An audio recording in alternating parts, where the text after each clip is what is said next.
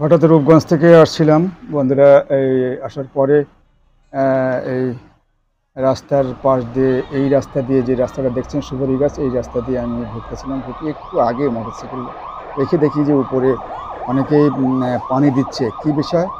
সামনের দিকে একটু এগিয়ে যাওয়ার চেষ্টা করলাম, যে দেখলাম যে ওখানে ধোঁয়া উঠছে। ইতিমধ্যে দেখলাম সঙ্গে সঙ্গে একটি ফায়ার ব্রিগেড গাড়ি চলে আসছে পাশে, এসে ওরা দাঁড়ালো। আমি লক্ষ্য করছি যে অ্যাকচুয়ালি এরকম ঘটনাটা রাস্তার পাশে ঘটেছে। এই যে আমাদের নড়াইল শহরের যে এটাকে আলাদাপুর এরিয়া, 4 লেন রাস্তা যেটা হচ্ছে, তার যে পাশে একটি দোকানঘর মতো, দোকানঘর, মানে এখানে সম্ভবত এখানে হঠাৎ করে দেখি আগুন জ্বলছে এই নারকেল গাছের সাথে। বিদ্যুতের যে খাম্বারের পাশে জ্বলে উঠলো, আবারও জ্বলে উঠলো। এরপরে একটি হঠাৎ করে বিকট শব্দ হয়ে উঠলো। আমি যদিও এটাকে ক্যামেরায় ধারণ করি নাই। এরপরে ফায়ার ব্রিগেড ওরা এসে, কর্মীরা এসে ওদের হয়তো প্রস্তুতি নিচ্ছে ইতিমধ্যে। যে ধরনের আগুন দেখেছিলাম সেই আগুনটি আমি ক্যামেরা বেরোতেই আগুনটা শেষ হয়ে যায়, এবং পরবর্তীতে এরা এখানে আগুন প্রায় নিভিয়ে ফেলেছে।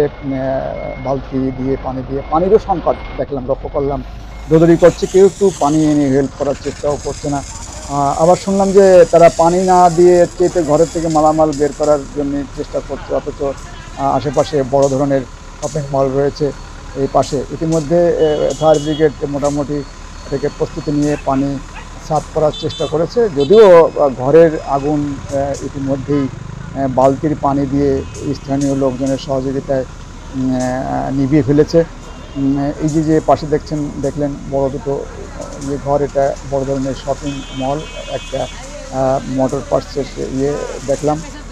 এরপরে একটি ঘটনা হলো যে এখন ওই বিদ্যুৎ লাইন কিন্তু রয়েছে, যদি বিদ্যুৎ বিভাগের সাথে সংযোগ না করে যদি পানি দেওয়া হয়, তাহলে ওই বিদ্যুতের সাথে যে খাম্বার সাথে যে স্পার্ক হচ্ছে, এটা এমন হতে পারে সংযোগ হয়ে যিনি এই পানি দিচ্ছেন ওনারও কোনো অ্যাক্সিডেন্ট করতে পারে। ওই যে বিদ্যুৎকে চমকাচ্ছে নারকেল গাছের ভিতর দিয়ে যে বিদ্যুৎ লাইন গেছে, এই সংঘর্ষ লেগে ওখানে আগুন ধরছে মাঝে মধ্যে। ও সতর্কতার সাথে কয়েকবার দেওয়ার পরে কয়েকজন নিষেধ করলো যে ভাই আপনি এভাবে করেন না। সাধারণ পাবলিক ফায়ার সার্ভিসদেরকেও পরামর্শ দিল।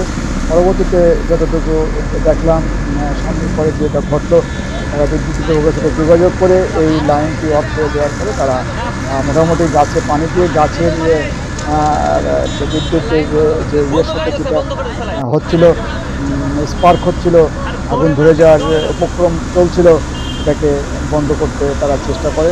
দর্শক বন্ধুরা, আপনারা যারা এই পথ চলতে যে এরকম অনেক ঘটনাগুলো ঘটে, এই ঘটনাগুলো ঘটার ক্ষেত্রে কী হয়, অ্যাকচুয়ালি আমরা সাধারণ পাবলিক আমজনতা কী করি?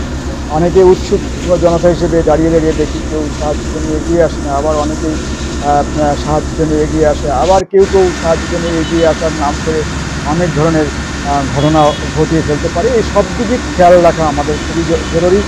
আপনার আশেপাশে এই তাপদাহে অত্যন্ত গরমের সময় যদি কোনো ঘটনা ঘটে, ফায়ার সার্ভিসকে জানাবার জন্য আপনারা এই গাড়িটা দেখছেন, এই গাড়িটা খুবই সুন্দর করে লক্ষ্য করবেন। এই গাড়ির পাশে যিনি দাঁড়িয়ে আছেন, যিনি এই পানি দেওয়ার মেনটেন্স করছেন, এটা হচ্ছে নাম্বার দেওয়া আছে। আপনাদেরকেও হয়তো নাম্বার মনে আছে, এই নাম্বারে ফোন করবেন। ফায়ার সার্ভিস বিভাগ আপনার পাশে গিয়ে দাঁড়াবে। আপনার দুঃখ, দুর্দশা, দুর্ঘটনার এড়াতে ফায়ার সার্ভিসকে স্মরণ করবেন।